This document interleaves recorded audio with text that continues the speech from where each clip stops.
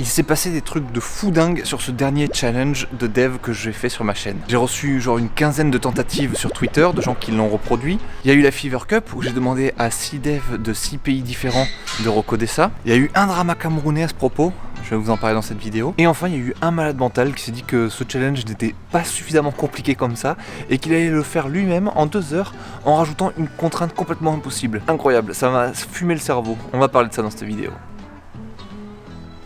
Qu'est-ce que c'est que ce drama camerounais?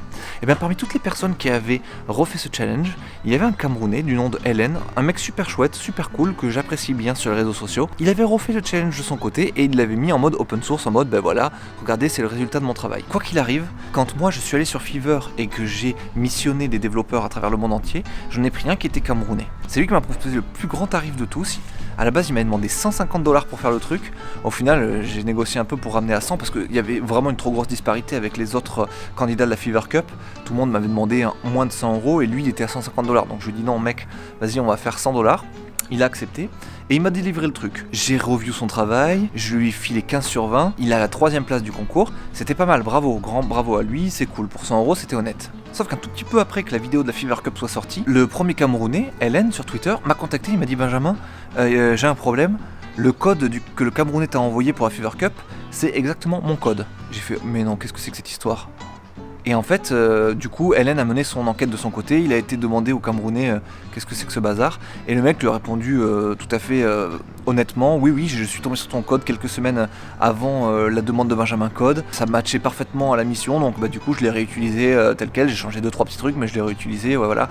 Donc le gars a été honnête. Il n'a pas été très honnête avec moi de me prendre ce tarif-là pour un code complètement copié-collé, quand même ça c'était pas fou. Mais en tout cas, la vérité a été rétablie, c'était bien le code de Hélène. Donc du coup j'ai fait 2 choses pour dédommager Hélène, pour rendre un petit peu à César ce qui lui appartient. Premièrement, je lui ai envoyé directement 50 balles, histoire de faire un peu comme s'il avait fait moitié-moitié avec l'autre Camerounais à qui j'avais donné 100 €. Ça c'était la moindre des choses, c'était un petit clin d'œil comme ça. Deuxièmement, ce que j'ai fait, c'est que dans les liens que j'ai mis dans la vidéo de la Fever Cup, j'avais mis les liens vers tous les candidats freelance qui avaient fait le travail, pour si vous voulez les contacter de votre côté. Mais en fait j'ai remplacé le lien du Camerounais qui a copié-collé le code par le lien de Hélène qui a lui créé le code. Donc voilà, si vous voulez travailler avec un bon développeur camerounais, vous pouvez aller choper ce lien, je le remets aussi dans cette description et vous êtes sûr qu'avec lui ce sera du bon taf et qu'il sait le faire puisque c'est lui qui l'a créé vraiment, c'est pas un mec qui copie-colle. Voilà. Après, soit dit en passant, j'en veux pas du tout au deuxième Camerounais. Il a trouvé le code, il a fait un truc qu'on fait tous dans le dev, quoi. En fait, quand le code existe déjà sur le net, va pas te faire chier à le recoder toi-même, quoi. Tu reprends le truc, si ça fait exactement ce que le client attend, prends-le, fais-le, utilise-le et basta, c'est gagné, quoi. Franchement, le gars, je l'en veux pas trop. Je l'en veux juste de pas avoir été très honnête et de m'avoir facturé un peu comme un salopard cette prestation qui consistait à faire juste un copier-coller. Voilà, ça je lui en veux. Pour le reste, je n'en veux pas. Ensuite, il y a eu ce truc improbable. Hier, j'étais en train de scroller dans mon lit, peu avant de m'endormir, activité que je partage avec une grande partie de la population mondiale, je pense. Et là, je vois une notification sur Twitter de quelqu'un qui me dit « Benjamin Code, je viens de terminer ton challenge en 2 heures et j'ai pas utilisé de JavaScript. » Alors là, aussi endormi que je l'étais à ce moment-là, j'ai réouvert mes yeux, j'ai cliqué sur le truc en mode comment ce fou dingue a pu faire ce challenge sans utiliser la moindre goutte de JavaScript. C'est impossible. Pour faire ce challenge, il vous faut le HTML et le CSS pour faire en gros le design, l'intégration et tout pour avoir un truc beau. Et ensuite, il vous faut le JavaScript pour récupérer les événements de l'utilisateur, s'il a cliqué sur la flèche, faire en sorte que le carrousel se mette en mouvement et passer à la step suivante ou la précédente. Il y a du JavaScript, c'est sûr, c'est non négociable. Et le gars me dit, je l'ai fait sans JavaScript. Et en 2 heures en plus. J'ai été obligé de mener mon enquête. J'ai traversé les sombres forêts du Nevada pour remonter jusqu'au secret de cet homme. Je sais pas s'il y a des forêts dans le Nevada. J'ai aucune idée.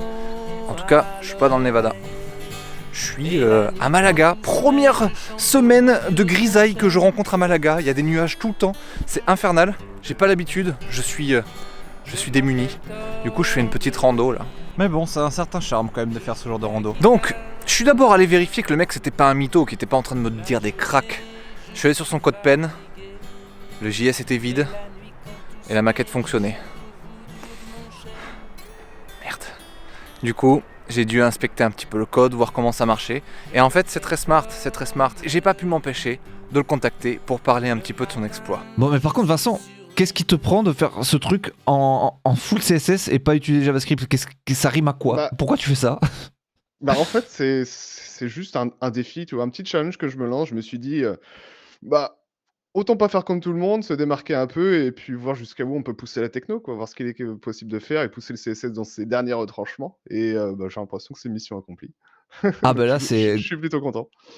Grosse mission accomplie, bien joué. Donc on est d'accord, c'est pas un truc nécessaire de vie réelle, un truc que tu pousserais en prod, c'est pas dans ce sens-là que tu le fais. Non, en aucun cas. Mais c'est stylé, c'est trop cool pour le challenge, c'est vraiment coolos quoi. En tout cas, tu m'as grave choqué, j'étais dans mon lit comme ça, je scrollais avant de fermer les yeux, et là je vois ce truc, je fais qu'est-ce que c'est que cette histoire?